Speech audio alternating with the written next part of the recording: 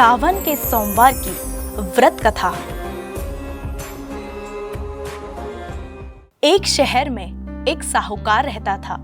उसके घर में पैसों की कोई कमी नहीं थी, लेकिन उसके कोई संतान नहीं थी, जिससे वह बहुत दुखी रहता था। पुत्र की कामना करते हुए वह हर सोमवार को भगवान शिव का व्रत किया करता था। शिव और पार्वती जी की पूरी भक्ति के साथ शिवालय में जाकर पूजा करता था। उसकी भक्ति देखकर माता पार्वती प्रसन्न हुई और उन्होंने भगवान शिव से साहूकार की इच्छा पूरी करने का अनुरोध किया। पार्वती जी की इच्छा सुनकर भगवान शिव ने कहा, हे पार्वती, इस संसार में प्रत्येक प्राणी को उसके कर्मों के अनुसार फल मिलता है और उसके भाग्य में जो कुछ भी होता है उसे भुगतना पड़ता है। लेकिन पार्वती जी ने साहूकार की आस्था को बनाए रखने की इच्छा पूरी करने की इच्छा व्यक्त की। माता पार्वती के अनुरोध पर शिव जी ने साहूकार को वरदान दिया, लेकिन उन्होंने यह भी कहा था कि उनकी संतान अल्पायु होगी और केवल 16 वर्ष तक ही जीवित रहेगी। साहूकार माता पार्वती और भगवान शिव की यह बातें सुन रहा था। वह पहले की तरह भगवान शिव की पूजा करता रहा। कुछ समय बाद साहूकार के घर में एक पुत्र का जन्म हुआ। वह बालक 11 वर्ष का हुआ तो उसे पढ़ने के लिए काशी भेज दिया गया। साहूकार ने बेटे के मामा को बुलाकर ढेर सारा धन दिया और कहा कि तुम इस बच्चे को काशी विद्या प्राप्त करने के लिए ले जाओ और रास्ते में यज्ञ करो। आप जहाँ भी यज्ञ करें वहाँ ब्राह्मणों को भोजन कराकर दक्षिणा देकर जाएं। मामा भांजे दोनों एक ही तरह से यज्ञ करते थे और ब्राह्मणों को दक्षिणा दान करते थे और काशी की ओर चले जाते थे। रास्ते में एक नगर था जहाँ नगर के राजा की पुत्री का विवाह होने वाला था, लेकिन जिस राजकुमार से उसका विवाह तय हुआ था वह काना था और इस बात की जानकारी राजा को नहीं थी। राजकुमार ने इस बात का लाभ उठाकर अपने स्थान पर साहूकार के बेटे को दूल्हा बना दिया। लेकिन साहूकार का बेटा ईमानदार था।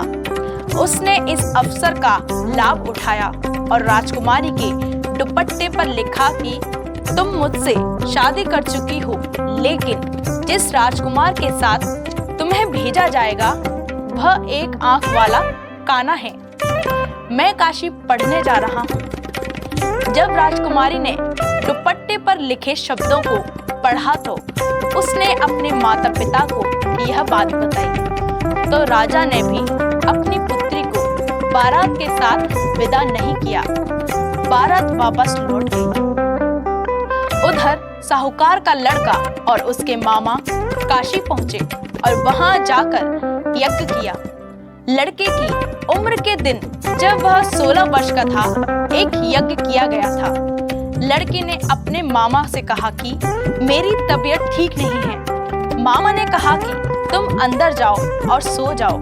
शिव के वरदान के अनुसार कुछ ही पलों में बच्चे के प्राण निकल गए। मृत भांजे को देख उसके मामा विलाप करने लगे। संयोग से उसी समय शिव और माता पार्वती वहां से जा रहे थे। पार्वती ने भगवान से कहा, प्राणनाथ, मैं इसकी पुकार को सहन नहीं कर सकती। आपको इस व्यक्ति की पीड़ा को दूर करना होगा। जब शिव जी मृत हुए लड़के के पास पहुंचे तो उन्होंने कहा कि यह उसी साहूकार का बेटा है जिसे मैंने 12 साल की उम्र का वरदान दिया था। अब इसकी उम्र खत्म हो गई है। लेकिन माता पार्वती ने कहा, हे महादेव, कृपा करके इस बच्चे को और उम्र दे दें, नहीं तो इसके माता पिता भी मर जाएंगे। माता पार्वती के अनुरोध पर भगवान शिव ने लड़के को जीवित रहने का वरदान दिया। शिव की कृपा से वह बालक जीवित हो गया। शिक्षा समाप्त करके जब वह लड़का अपने मामा के साथ अपने घर लौट रहा था तो दोनों चलते हुए उसी नगर में पहुंचे जहां उसका विवाह राजकुमारी के साथ हुआ था।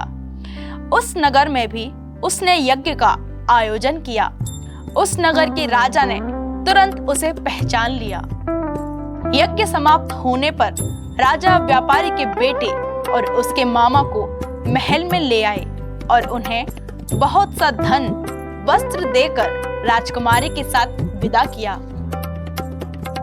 लड़के के मामा ने नगर में पहुंचते ही एक दूत को घर बेचकर अपने आने की सूचना भेजी। बेटे के जीवित वापस लौटने की सूचना से व्यापारी बहुत प्रसन्न हुआ। व्यापारी और उसकी पत्नी ने स्वयं को एक कमरे में बंद कर रखा था। भूखे प्यासे रहकर वो दोनों अपने बेटे की प्रतीक्षा कर रहे थे। उन्होंने प्रतिज्ञा कर रखी थी कि यदि उन्हें अपने बेटे की मृत्यु का समाचार मिला तो दोनों अपने प्राण त्याग देंगे। व्यापारी अपनी पत्नी के साथ नगर के द्वार पर पहुंचा। अपने बेटे के जीवित होने और उसके विवाह का समाचार सुनकर उनकी खुशी का ठिकाना न रहा। उसी रात भगवान शिव ने व्यापारी के सपने में आकर कहा, हे श्रेष्ठी, मैंने तेरे सोमवार व्रत करने और व्रत कथा सुनने से प्रसन्न होकर तेरे पुत्र को लंबी आयु प्रदान की है। ऐसा सुनकर व्यापारी काफी प्रसन्न हुआ।